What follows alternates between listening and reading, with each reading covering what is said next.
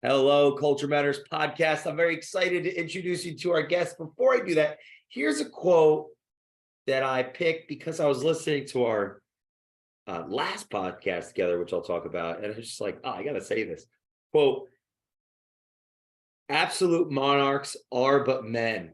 John Locke.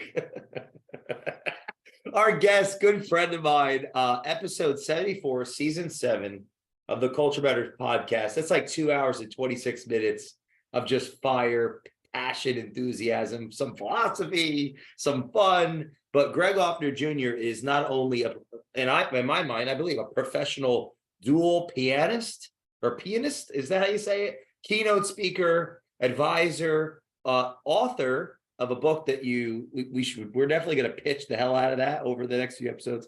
A tip jar culture. Re-engage and reignite your workforce. I almost had that memorized, but so much more. A lot of fun. Thanks for coming on, my friend. And it's good to see you. September of 2020 was when the last one went out, which is nuts. Yeah, first of all, thanks for doing this. It's great. It's always great to have an excuse to just get together and chat with you, but be able to do it in front of a hypothetical audience that is somewhere out there listening at some point in time in the future. I know they're in Indonesia. I'm just kidding. So that's gonna come back at me. So first of all, there's so many things I want to ask, but like we should start with the tip jar, because the metaphorical tip jar, I want to put, $10 in there right now. How'd you come up with the name? I can't take credit for it.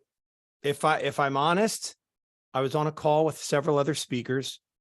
This is a program that I've been doing for a while, and it was initially called the Performance Agreement. And if you were to go on my website or look at one of my videos, we still haven't released kind of like the updated demo that calls this the tip jar culture. So it was called the Performance Agreement, and it worked, but it never felt like, ooh, yeah. And I was on a call with a couple other speaker friends, and we were just talking about different things each of us was working on in our business and where we were stuck and where we were shining. And I said, I just can't, maybe I'm too close to it. I can't figure this out. And this doesn't feel like it, but it feels like it's adjacent to it, whatever that title is going to be.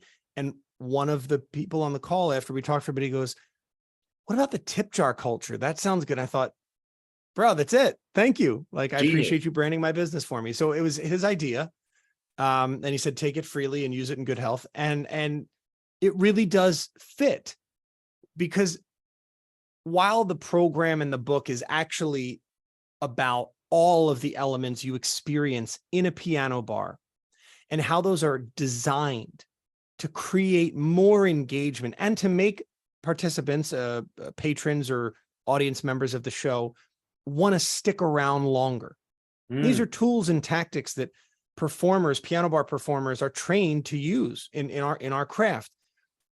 And having had the luxury of also a career in business, I saw this connection between the two of them. But it's not the piano bar culture, because it's really about the tip jar. The conversation, it's funny you said you want to put, $10 in my metaphorical tip jar. Oh. It's really about having a conversation with the folks we employ, or if you're an employee, maybe with the person you see in the mirror, a conversation with yourself, and ask, like, what do I want in my tip jar? Because I think that we're all paid hourly or salaried. Like, that gets us out of bed and into the office. And this quiet quitting phenomenon that you've heard about, it's a very sexy rebrand of something that's been around for a really long time. It's just called doing the absolute minimum. The salary or the hourly pay really only draws out enough from people. They'll do enough to make sure the check keeps cashing. But I think we're all better than enough. And I came to that belief by losing my voice. I realized that I had done just enough with my voice, just enough singing and just enough speaking.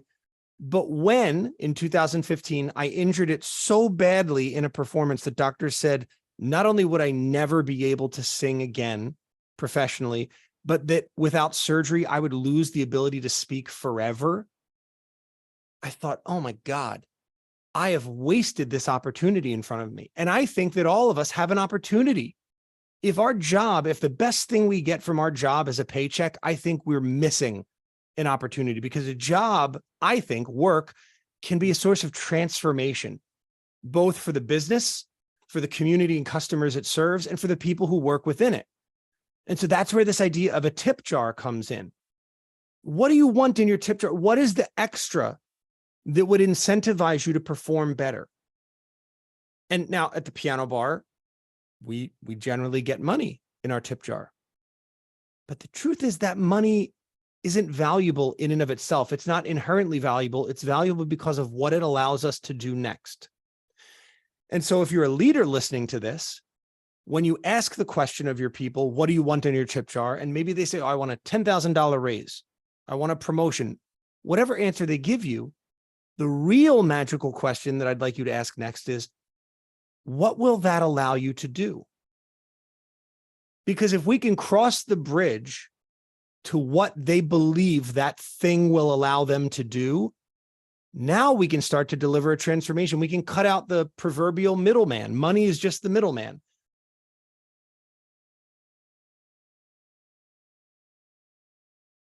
How do you keep people in a room in the piano bar? Yeah, that's a really good question. The decision, so let's call that engagement, right? Because we're looking for audience engagement. Engagement is a decision. Engagement and disengagement are decisions based on the quality of an experience. So what we have to do is engineer an experience that people want to have. The first way we do that, Jay, is by knowing who the hell is in the audience. The best skill a piano player, any entertainer, musician, I think really human being, can possess and develop within themselves is listening and observation. So as a performer, what I learned when I first started was to assess the crowd. I've learned over the more than a decade that I've spent performing that in any crowd, there are basically three archetypes that you run into. The first archetype I call the keeper. The keeper is at a piano bar, you're regular. They're the person who's always coming in. They just love that experience. In a business, a keeper would be someone who loves what they do, where they do it, who they do it with. They don't see it as just a paycheck and a job job. They're not even trying to climb the corporate ladder necessarily. They see what they do as a calling. Wow. They love it. So I need to identify who in the audience are my keepers. Sometimes they're regulars, so I know their face. Other times it's by the different requests they bring up. I'm like, man, you're bringing up some great requests. It's clear you're trying to set me up for success here. Thank you. You come to these a lot. First archetype are keepers. The second archetype are our leapers. In the piano bar, those are the bachelor and bachelorette parties. Or the birthday parties, the corporate parties. They're there for a good time, not necessarily a long time. They've probably got a big night planned. So they're starting here, or maybe we're their midpoint, or maybe we're the last stop in their destination. I don't know. But what I do know is they're not here for the long haul. They're here to get something specific from the experience. And it's my job to figure out how to give that to them. And then if they need to, go on their way. If I do a good enough job, maybe they decide to stay. And that correlation, I think, is pretty easy to see in the business world, that those are people, leapers in the business world, they're there trying to build a career. They're here because they think being here will help them get there, wherever there is. And the mistake I see leaders make all the time is that they try to force leapers to stay, because leapers are often really good at what they're doing. They're highly motivated. They want to develop themselves. They want to succeed. They want to build that baseball card, that professional baseball card. And then leaders get, I don't know, a scarcity mindset, or they just get a little selfish with the results their team's producing. And so they try to keep those leapers from leaping. One of the worst mistakes you can do with that archetype. So the leaper is the second archetype. The third and final archetype that I notice are the sleepers.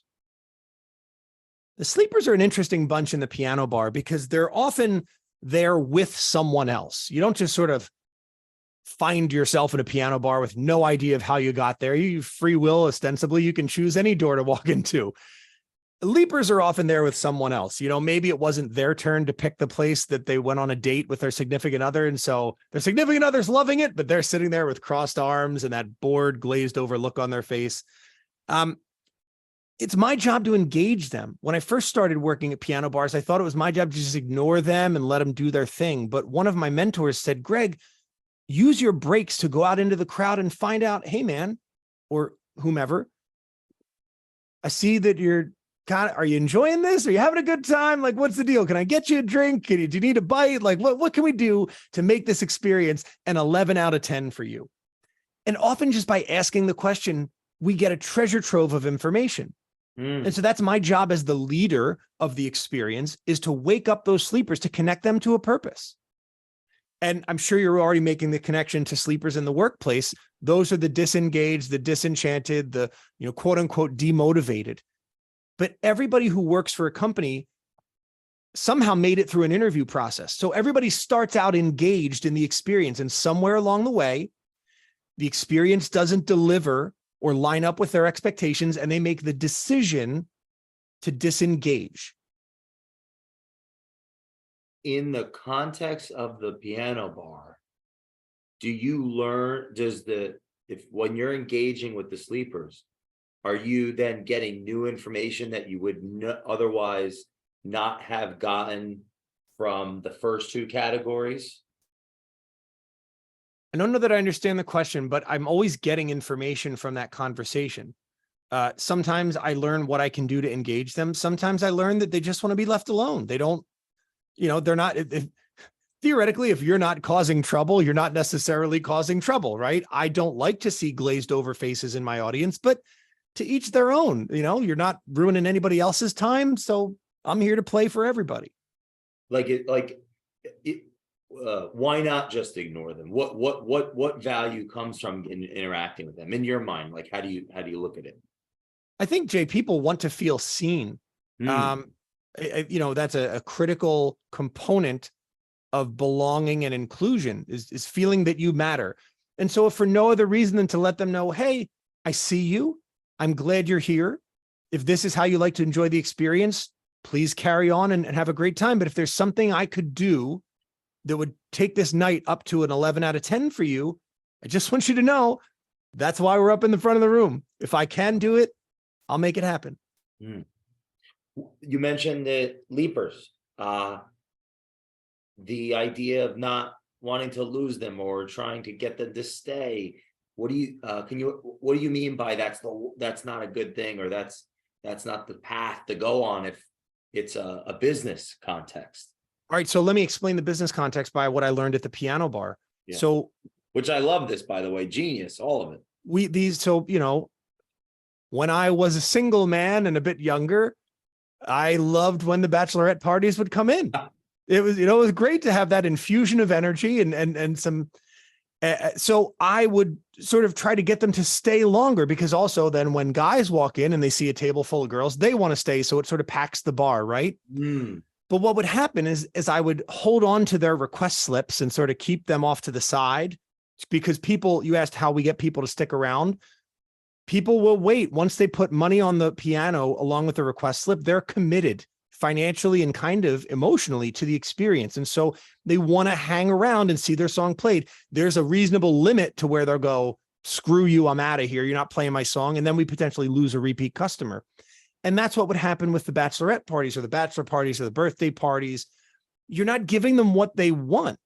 We have to curate the evening's experience so that we don't blow everybody's energy level out by midnight and folks are exhausted. We want to kind of keep them on the hook and curate an experience that builds and builds and builds and builds. But they're there to get something out of this. Give it to them, and then let them make the decision that, you know what, I want to keep going with this. That's my job. I've got to create an experience that constantly fulfills them and transforms the evening, takes it from that one level and builds it to another level. That's really the piano bar is building to a transformation at the end of the night, where if we do our job right, with the help of a tiny smidge of alcohol, everybody is, arm in arm, shoulder to shoulder, swaying side to side as we sing, it could be Piano Man, it could be Let It Be, whatever the closing, rousing, unifying number is. It's really, if you've never been and you're listening to this episode, get yourself to a piano bar. It's really a special experience. Just hang out for the night. What the heck? I feel like I've lost out. You've never been? No. Well, look, the good news is you don't have to drink alcohol while you're there. So you can still go and experience it any way you please. It is worthwhile. We got to make this happen. Jeez. We need a Culture Matters piano bar. Well, I love the, I guess it's a metaphor or an analogy. There's so much power in this. Like, wow. So what would happen if you didn't give the leapers what they want? Then they could turn some of the, how would that affect the culture? Well, so then then generally they would either leave or could turn into sleepers. And then they just become stone-faced, sitting there, disengaged, disconnected. Or now I'm curious, like, did that have an effect on the first level? What were they called? The keepers? The loyalists? The keepers. Like, if enough leapers got angry and stayed or shut down into sleepers, did that have an effect on the keepers? And like, now there's less keepers, and all of a sudden everybody's walking around like the Walking Dead. I'm just curious. Like, it's so interesting. So I'd say across all levels, a general driver is recognition and appreciation or accomplishment. Like, those are drivers that matter to people, but generally only because of what it leads to. What really frustrates a keeper is friction, unnecessary friction. Because remember, the keeper is kind of already a huge fan. They want you to win. So they're willing to overlook these, little idiosyncrasies like, oh, I guess he irritated that table. Oh, well, that's all right. Greg's a great guy. We love coming to see him play. Let's have fun. But create enough friction, they'll leave. Wow. So I don't know necessarily that a leaper leaving would create that friction for a keeper. I'm trying to think of how that might happen. Like, maybe there's a group that comes in and 2 members of the group are generally keepers. They love the piano bar, but 8 members of the group are leapers. And then the 8 are getting pissed off and the 2 are like, well, fine, let's go. Like, but I think that's situational. As are these designations. Like, you could show up one night and the aura you're giving off is that of a sleeper. Those are the behaviors you're exhibiting. The next night, you could be a leaper or you could be a keeper. That's what I feel like the beauty of these archetypes is that they are situational, because we are always changing, right? I mean, what is that? I'm going to blank on the philosopher, but no man walks through the same river twice. Yeah. Epictetus, right? Heraclitus. So we're always trying to meet people where they are in that moment with this assessment. And I think that's a missed opportunity for a lot of business organizations, because what I've seen is that many tend to rely on the predictive index or the Myers-Briggs or this assessment or that assessment. And it becomes sort of this is who Jay is. This is who Greg is. They weaponize them. I'm sorry? They weaponize them. In a way, sure. Yeah. If they can be used for good and for evil, I suppose. So this really, when used in the business context, understanding how to leverage these archetypes, it lets the manager or the individual meet the other person where they are and really just assess how they're doing. What have you seen in the last few years out there? It's been since we last spoke, it's been an interesting ride. It's fascinating to me how quick the tide has turned in terms of leadership and employee engagement in the conversation. And I think it all stems from probably the biggest workplace related lie that just got blown out of the water. And that is that remote work is going to kill productivity. It's going to destroy our company. It's just not possible. I mean, that was the script that pretty much every company followed from the birth of email to the emergence of Wi-Fi and smartphones, hey boss, 2005, 2006, we can kind of do all this email stuff remotely. Like, can I stay home 1 or 2 days? No, we need you in the office. It's for culture. It's how you learn. It's how you grow. It's how you. And then all of a sudden, when businesses had no other option, they said, well, okay, everybody go remote. We'll figure this out. And damn, if we didn't see more productivity and deeper engagement for those few years. But then when the coast cleared and businesses felt comfortable trying to put the toothpaste back in the tube, not only did they fail, but we sort of saw their true colors, that this is what's good for you when it's good for you, meaning what I will just blanket call corporate leadership. Not all leaders have acted this way. But it was really, I think, a thorn that got planted in the side of employees that said, okay, so you're just going to make it up. That, for me, that's a huge change since we last talked. There is no room for compromise in the average employee right now. They know that remote work is possible and they're insisting on it.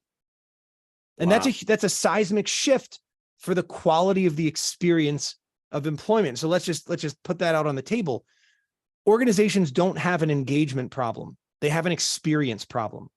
The experience of working for your company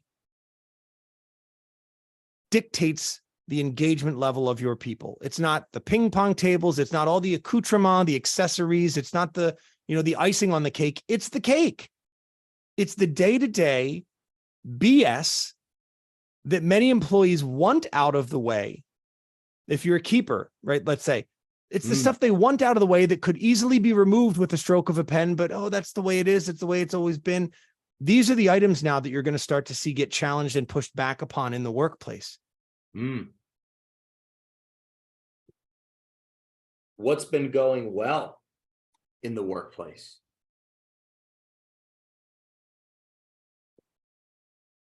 I think with this shift, there have been a lot of leaders who have decided, this is probably time to step aside. That, absent COVID, they may have stayed on another 5 or 6 years, but they said, you know what? Seems like a good time for me to exit. And so now some of the younger leaders are stepping up into more senior roles. And so we are seeing a shift in companies' value of and willingness to invest in developing the individual. And not just developing the employee for the role that they're in a very technical way, but developing the individual in a holistic way with the knowledge that that individual's growth will provide a benefit to the organization, no matter what position they find themselves in, because the person, full stop, is better. Is that tie into the experience piece? Is the person is there, that development opens up an experience for them that'll elevate them in a way that they attribute that to their organization. It's more than just whatever labor they've been brought in. If the organization invests into their people in that way to develop them, that's part of that experience you're talking about. Yes.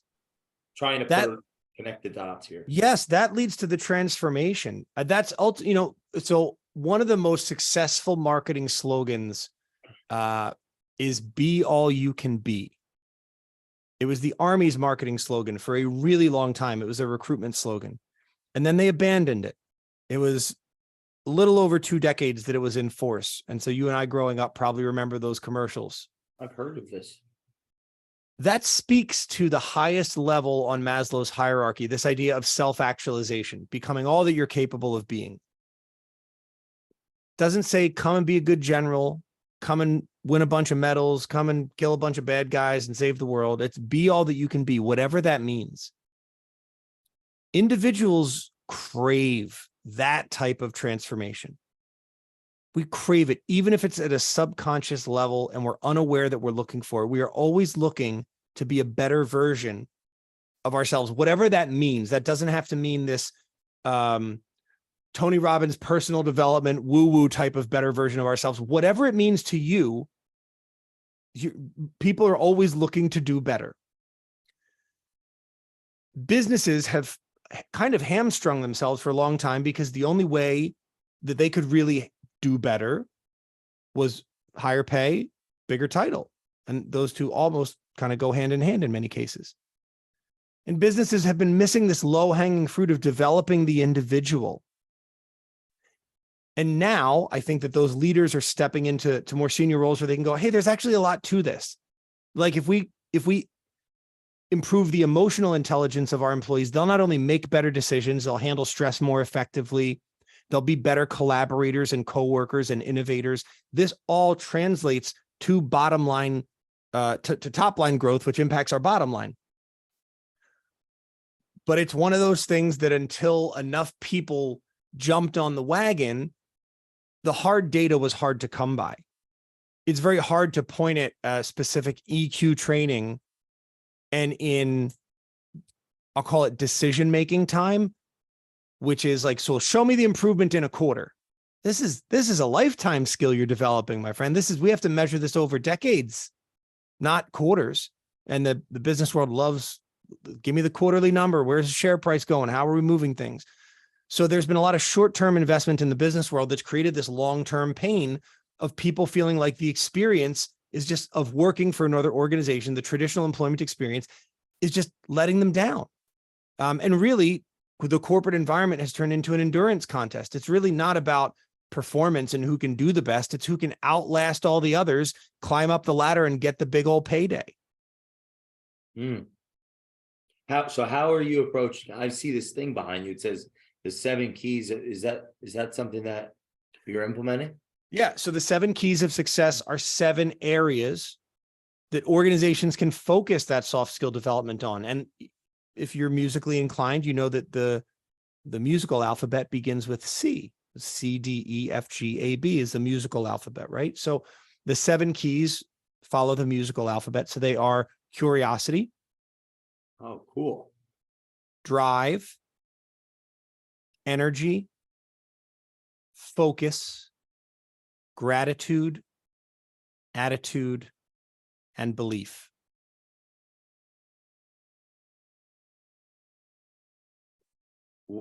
Curiosity. How do you look at it? Exactly. That's exactly it. It's how you look at it. It's being willing to see things. I was asking you, like, but that's just it. Curiosity is being. I heard this on an interview Tim Ferriss did with somebody, and I can't remember the other person's name, but Tim Ferriss has this question: what would you put on a billboard if everybody could see it? And this man's answer was, "Know less, ask more." Wow. That's curiosity. It's being less obsessed with going, oh, I know that, I got it, and being more open to say, okay, just tell me your perspective. I think, Jay, very harmonious with what you believe and how you lead your organization with Culture Matters. Thanks. What are some of the outcomes you've noticed when curiosity starts being something that's even thought about, asked about, behaviorally represented? Collaboration. Curiosity breeds collaboration. So for instance, from the piano bar, if someone brings up a song that I don't know, or that is maybe not my favorite to play. So like, or maybe even a better example is I've got a Metallica song that I kind of don't really know. And then I've got a Britney Spears song that I kind of don't want to play. You know, I just bubblegum poppy male singing a female song. It's not best for my vocal range. I might say, all right, I got a Metallica request here and I got a Britney request. What would it be like if Metallica sang "Hit Me Baby One More Time"? And then we have some fun with that. So it's asking, what would it be? What could it be? What might it be? It's asking more questions, getting curious to the possibility of the outcome. And that sparks collaboration.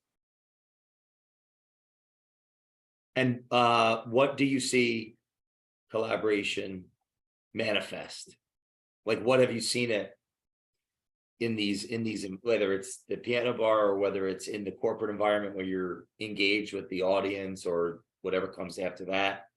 What have you seen? Like, how does it impact people that, in a room that may not even have been curious with each other for some time. Or Well, I think that the example I would get chastised for not bringing up, Jay, as a musician is Run DMC and AC/DC. oh, I don't know anything about it. Walk This Way. That the song, yeah. Yeah. So they did a That was col- together. they did a collaboration at a time when that mixing those two genres Interesting. was just absolutely unheard of. And that changed the culture. Yep. Or I'm sorry, not AC/DC. My bad. Aerosmith and Run DMC. My bad. Did Walk This Way. That changed the culture of music. And not only changed the culture, it created this whole new collaborative genre. So when you bring that back into the business world, we're talking about growth. We're talking about product lines that didn't exist, whole divisions, whole revenue streams of organizations that didn't exist. Curiosity, collaboration, innovation, profit.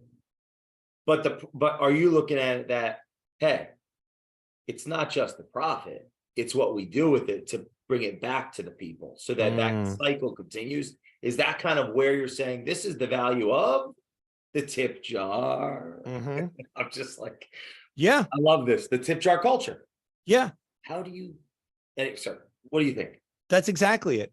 It's I think another sort of like tagline question, right? If the one I shared earlier was when someone tells you a goal, asking that we'll call it a tagline question or follow-up question, what will that allow you to do? Yeah, right? Brilliant.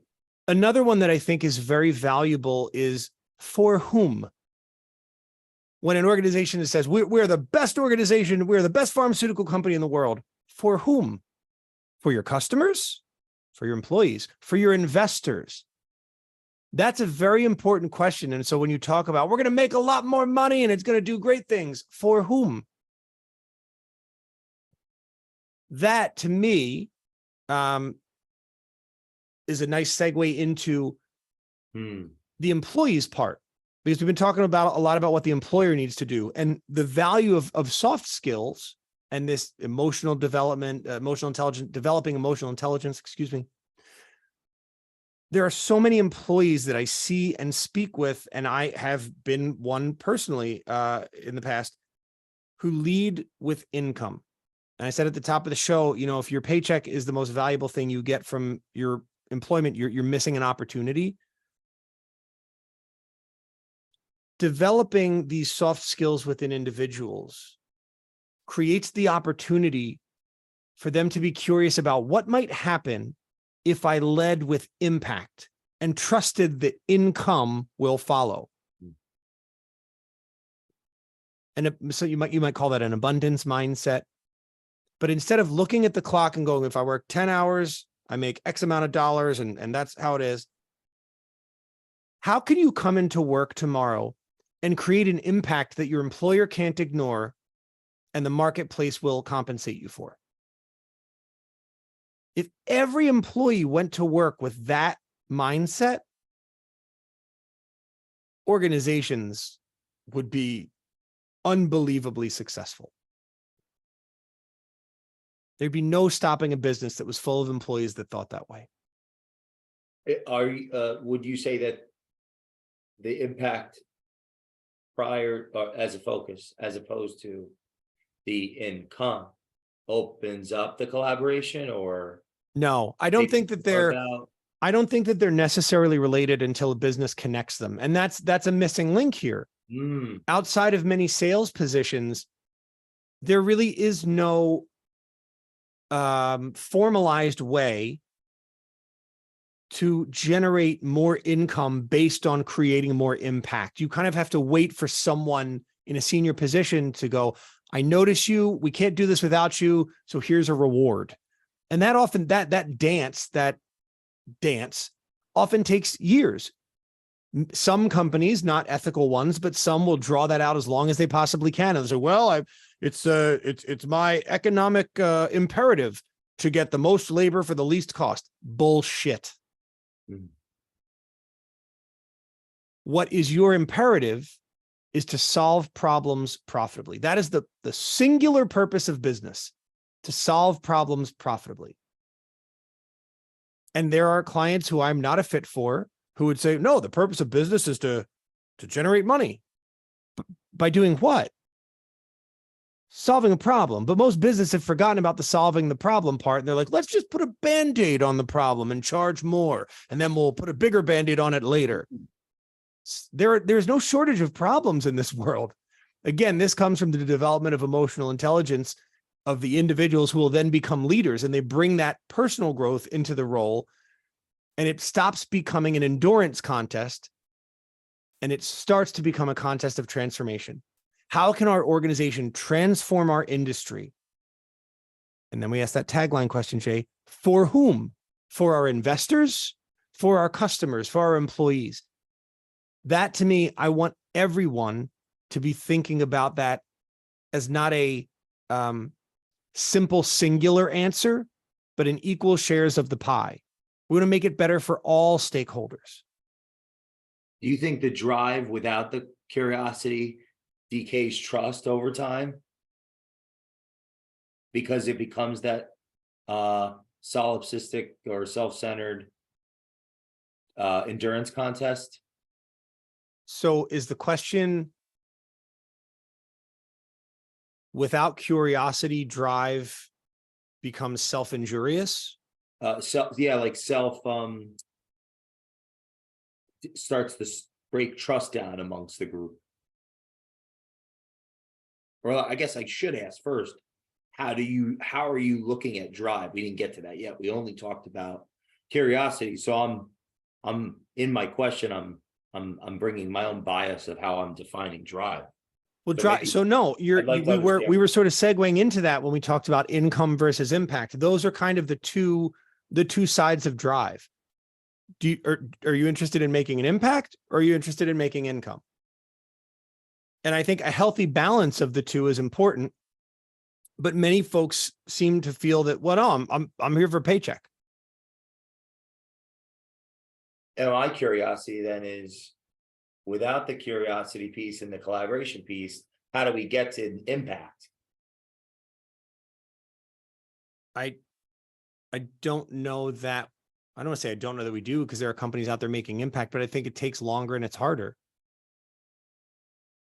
And I guess there's also levels of impact, right? Like an individual, how they look as they impact, how they're impacting things, and then the actual collective philosophy of the institution of how it's impacting the customer. Well, that's where we get that question of for whom. Like, I'm creating impact every day. For whom? For your shareholders? Great. Awesome. What are you doing for your customers?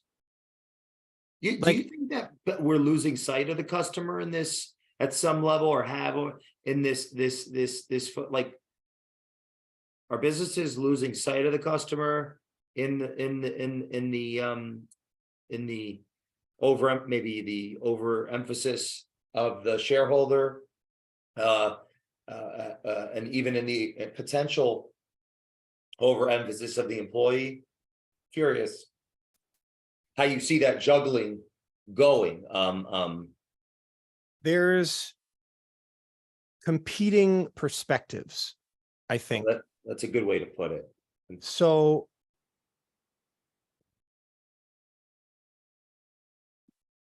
yeah, it's like I'm juggling these, and if I'm public, I'm going to have the level of intensity around the shareholder that makes it even more strained.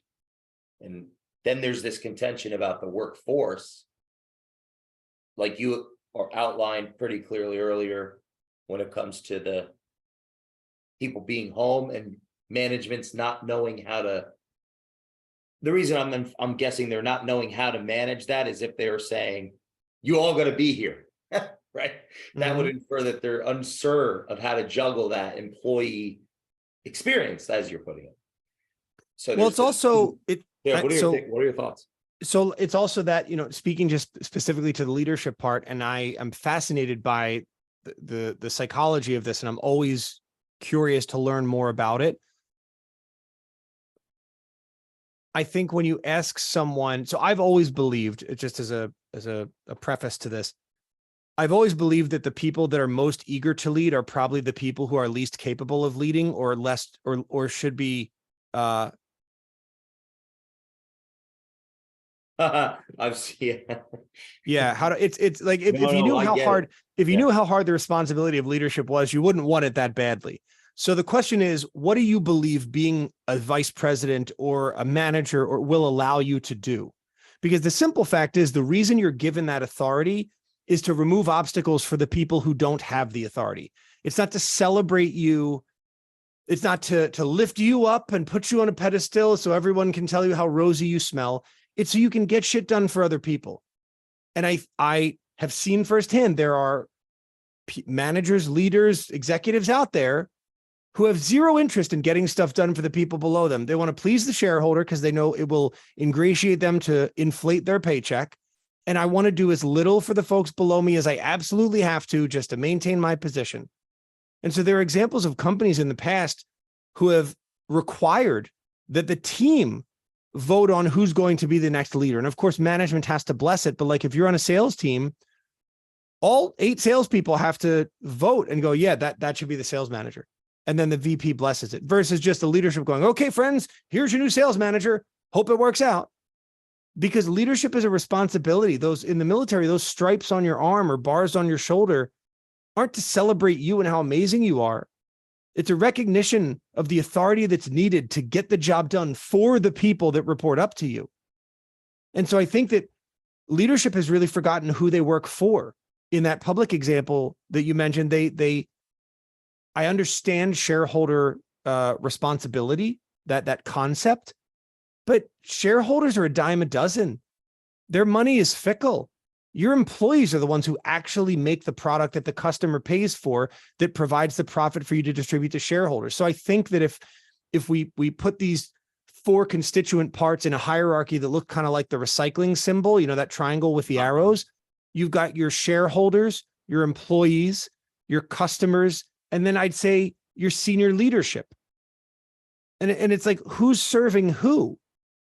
I think that the shareholders are at the bottom. They're serving the company because the company needs the capital to employ the employees who make the product, who sell it to the customer, who provide the revenue to give the shareholders some of their capital back, and then it all goes over again. But this myopic focus on any one of those groups is deadly. And so there are competing perspectives. How can organizations work with you? So I generally start my work through a conversation about either a keynote or a workshop engagement or doing consulting, just sort of looking at the current state of affairs and helping them apply those. Oh my goodness. Helping them apply those archetypes to their current situation so that they understand who's in their audience. That's the first step to performing, to keeping someone an audience engaged, is understanding who the heck is in the audience. And then crafting the experience to fit them. So for the keepers, getting their not constant, but regular feedback on what are the friction points? What are the death by 1,000 paper cuts that you're experiencing that are eventually going to come back to bite us in the ass and cause you to leave and look for somewhere else to be? And to the leapers, it's where do you want to be? And this is a hard one, Jay, because we lie so much at work. Like just in the interview process, people lie. Where do you see yourself in 5 years? What's the answer that I have to give you to get this job? Like that's what folks are thinking generally. So we need to get past that veneer and have a conversation with our subordinates and say, what do you want? And how can I help you get it? If it's $1 million, tell me. And then I'm going to ask a question. What will happen, or what will having $1 million allow you to do? Whatever that answer is, it may lead to it even like another answer. We're going to get to the bottom of it. I call that root goal analysis. We're going to get to the bottom of that, figure out your root goal. My job as your leader, the person with the stripes on my sleeve or the bars on my shoulders, the one with the authority and the title, my job is to remove as many obstacles as reasonably possible to let you do your job as best as you possibly can and get you where you're going. And then if you're a sleeper, it's my responsibility as the leader to have a conversation with you. And sometimes that conversation means I'm going to show you the door responsibly, ethically, respectfully, but You don't got to go home, but you can't sleep here. Or I awaken something within you because I make you feel seen. I ask you a question you've been waiting to be asked, which is, what do you want in your tip jar? And when I know that answer, I can create an environment that excites you, that delivers the experience you're looking to have. And then that leads you to make the decision to engage and to stay. Do you find that people in positions of power that you've interacted with may not even be asking the first question, which is like, what do you want? So they're not even getting to they're nowhere near the what will having that do for you? So my question is like, are they not even asking the what do you want? Yeah, they're not even putting the tip jar out. I mean, the tip jar, aside from being just a place to collect money, it's a symbol. It lets people know that if you show some discretionary incentive, we're willing to show discretionary effort. You know, the joke is at the piano bar, we give you request slips to tell us what song you want to hear. If you bring that slip up to the piano, along with something green and presidential, yeah, we call it money. If you bring that request slip up with money, that is a request. If it comes up all by its lonesome, it's simply a suggestion. And that's the challenge at work, is that what is the value? What is the ROI on engagement for the individual employee? And in most cases, the answer is zip. So it's up to leaders to create an environment where discretionary effort yields discretionary incentive. That doesn't necessarily have to be money. Once we find out what they want in their tip jar, we can start to deliver that incentive. And in many cases, like for example, 86% of millennials have reported that a job they would otherwise leave could convince them to stay by giving them more development opportunities. Corporations have L&D, learning and development budgets. They're already providing training in many, many cases. So we've got the infrastructure there. We just need to augment the coursework with some learning and development that benefits the individual, as a person, as a human being, not just as an employee or a cog in the machine that is the business. When they start to deliver those kind of incentives, those kind of opportunities, and I've been using this example, Jay, maybe it'll resonate, but like Jamie Dimon is a friggin' rich dude, right? Jamie Dimon, the CEO of JP Morgan Chase, he is wealthy by any person's measure. Sure. And he's a banker. So I bet he knows a thing or two about money in general. What if he and two of his learning and development cohorts recorded a virtual course on money, but not money like you and I might get from, Susie Orman or whomever, the flavor of the month financial person is out there. I'm talking the stuff that only multi-mega millionaires and billionaires get access to, that kind of insight. And that course were available to all of the junior associates. That's power. That doesn't cost JP Morgan Chase anything, but that kind of development opportunity might be, I'm not saying it is, but it might be very valuable to those individuals. So businesses have lots of opportunities, untapped opportunities to create valuable incentives outside of money and promotions that aren't pizza parties or ping pong tables either, for their people that will fill up their metaphorical tip jar. What do you say to the leadership that's saying, okay, so you're telling me they want money and development. Let's just get rid of those people that want the development and get people that want to just come and get their job done. What do you say to that? Why do those people want to come and get their job done? First of all, show me those people. But I mean, let's have a real talk. Those people who I just want to come and get the job done, they don't really exist out there. Because those are the people who will do enough. I'm going to do just enough and no more until the salary ceases to be enough. And then I'll do even less. In fact, I'll do as less, or as little, I should say, as I possibly can until you notice me and you confront me about it. So we can either have that stupid dance of you pay less, I'll do less, you do less than you know you should, and I'll do less than I know I could. Or we could just make it better. We could, as I say, we could take the irk out of work by simply creating an experience that everybody wants to have. Do you think our culture is digressing? I'm just like, what do you think? Or do How you have so? any thoughts on that? It just sounds so nihilistic. I'm not I'm not disagreeing. Uh, I had a podcast last night, and what did I say? I said, I think about this a lot. Arthur Schopenhauer, you can do what you want, but you can't want what you want. It's like I'm a slave to these arbitrary goals. But I'm like, I'm really upset. Like I'm good. Like this is the game that I'm choosing. I'm excited about what happens after this game ends. And I mean the whole game. Mm-hmm. Like I'm doing exactly what I want to do. Are other people like that? I don't know. I'm messed up. I tried to do a bunch of videos actually recently. The review ones where you're watching somebody like you're watching like a Steve Jobs clip, and then like this is the new thing content people are doing. So we did some like where I'm watching a clip of Steve Jobs. Like a reaction video. Yeah, I was doing a reaction video. I had like 7 takes on this Steve Jobs one. So I just couldn't.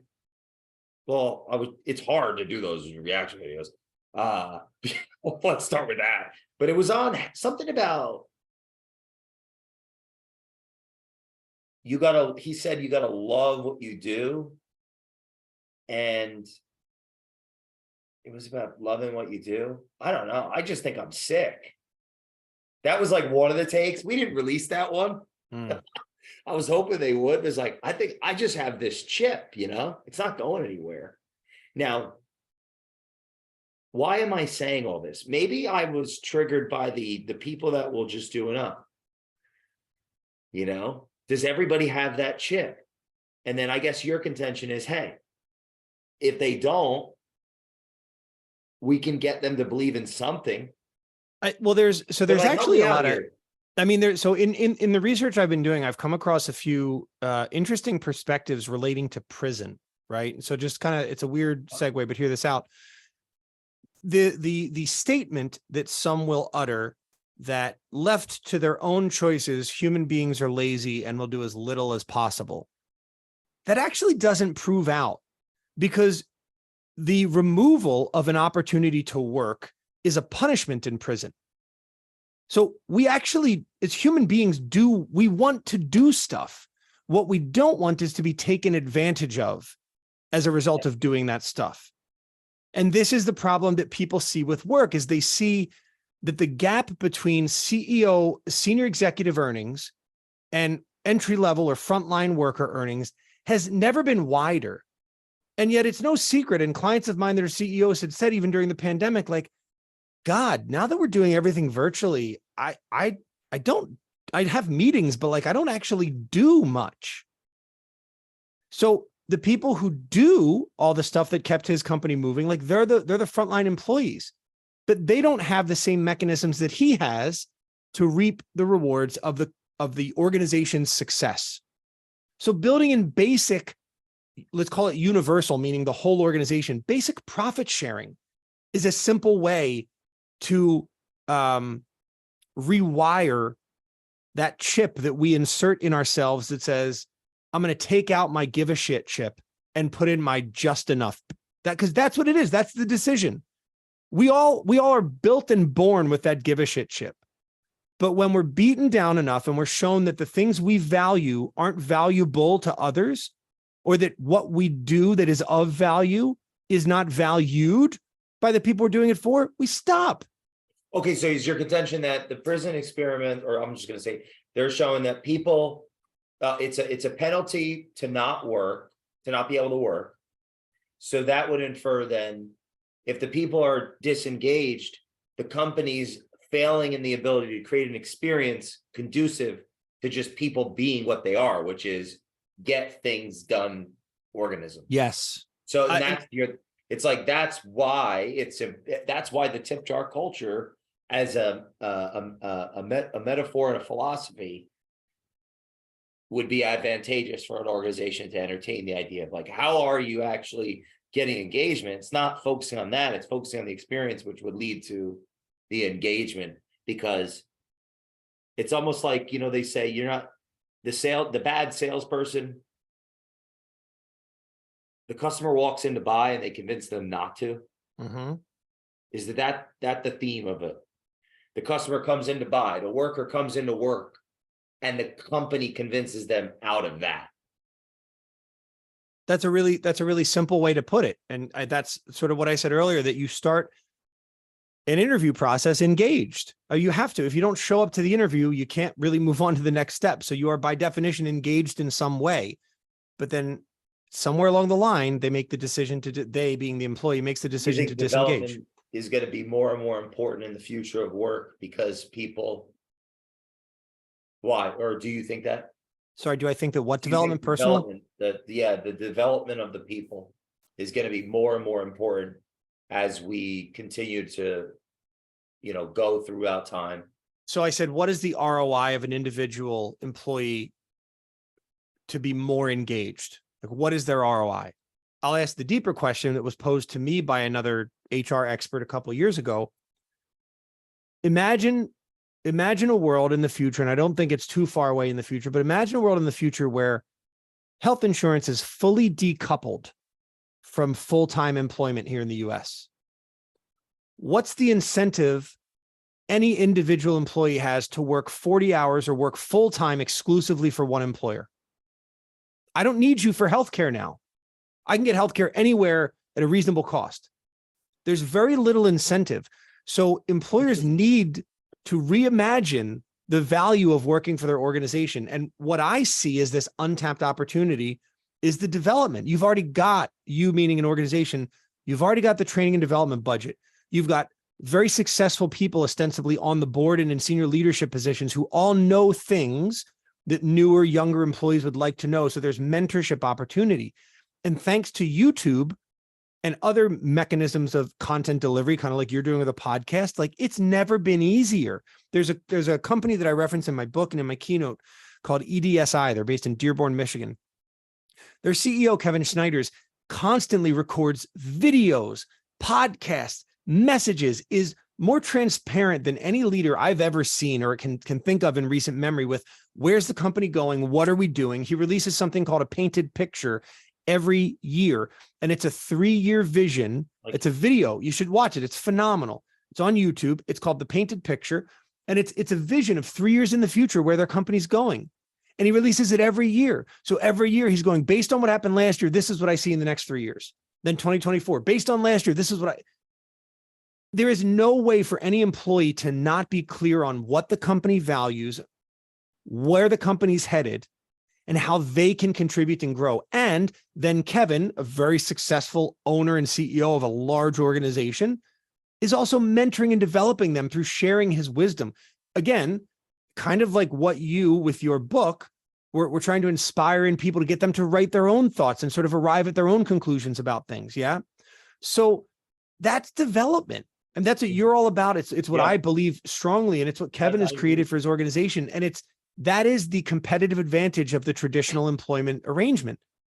I agree with you absolutely. And I would go so far to say that when the ownership are unclear, which can easily be an outcome of catching whatever they were seeking to catch, everything just starts inverting and imploding. When the leadership is unclear, they're not sure why they're doing what they're doing anymore. They have everything they'd ever dreamed of having. I got behind me, the gift I got was these bobbleheads. Warren Buffett and Charlie Munger, 58 years. They've been business partners. Charlie Munger's 99. I just saw them in Omaha, Nebraska. I went to the shareholder meeting and they get up there.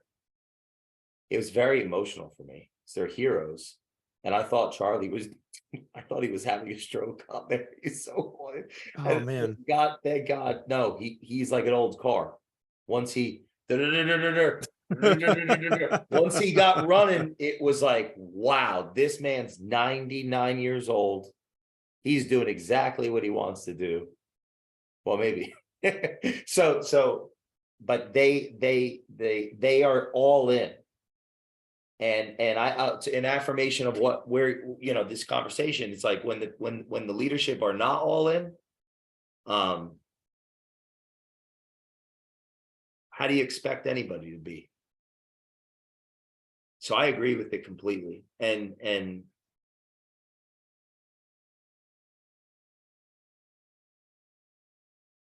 I'm excited about the chip jar culture.